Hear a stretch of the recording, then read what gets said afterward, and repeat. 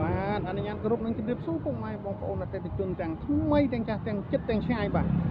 ថ្ងៃនេះខាងយើងខ្ញុំបាទបាននាំយករថយន្តមកដល់មួយគ្រឿងថ្មីទៅដែរពុកម៉ែបងប្អូនបាទ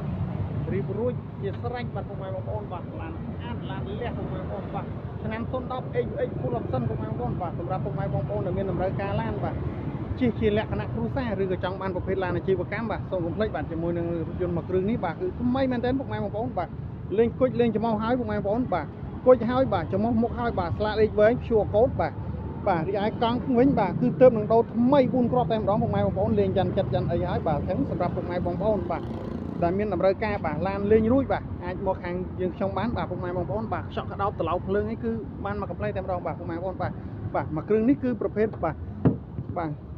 ប្រភេទHyundai Grand Starex AUX Full Option បាទពុកម៉ែបងប្អូនបាទនេះបើកដំបូល2តង់បាទពុកម៉ែបងប្អូនបាទអញ្ចឹងសម្រាប់ពុកម៉ែបងប្អូនដែលមានតម្រូវការឡានជិះជាលក្ខណៈគ្រួសារឬក៏ឡានអាជីវកម្មឬក៏ពុកម៉ែបងប្អូនបាទចង់យកទៅដាក់ជូននៅក្នុងរោងចក្រសហគ្រាសសាលារៀនឬក៏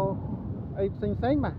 ឬក៏ពុកម៉ែបងប្អូនបាទទិញយកទៅភ្ជាប់ app ដើម្បីដឹកភ្ញៀវនៅពលានថ្មីនៅខាងភ្នំពេញឬក៏នៅខាងខេត្តសៀមរាបដែលទើបនឹងបើកពលានថ្មីនោះបាទពុកម៉ែបងប្អូនបាទអាច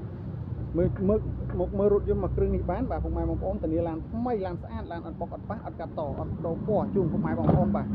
ធានាទៅលើប្រព័ន្ធម៉ាស៊ីនប្រអប់លេខប្រព័ន្ធភ្លើងប្រព័ន្ធម៉ាស៊ីនវិជ្ជារយៈពេល1ខែពេញសម្រាប់រថយន្តមួយគ្រឿងនេះដែលពុកម៉ែបងប្អូនជាវពីខាងឃ្លាំងយើងខ្ញុំបាទអញ្ចឹងពុកម៉ែបងប្អូនបាទរស់រាន់ឡើងអាចមកមើលបានបាទអញ្ចឹងខ្ញុំនាំអារម្មណ៍ពុកម៉ែបងប្អូនមកមើលផ្នែកបាតខាងក្រោមបាទនេះផ្នែកបាតខាងក្រោមគឺ original ពុកម៉ែបងប្អូនអត់ពុកអត់ច្រេះបាទពុកម៉ែបងប្អូននេះបាទបាតថ្មីបាទថ្មីអញ្ចឹងសម្រាប់ពុកម៉ែបងប្អូនបាទដែលមានតម្រូវការឡានបាទពុកម៉ែបងប្អូនអាចទៅលេងបាន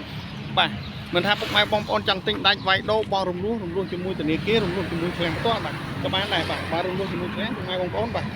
ដែលខូច CVC បាទដែលខូច CVC នៅរដូវកាល COVID បាទក៏អាច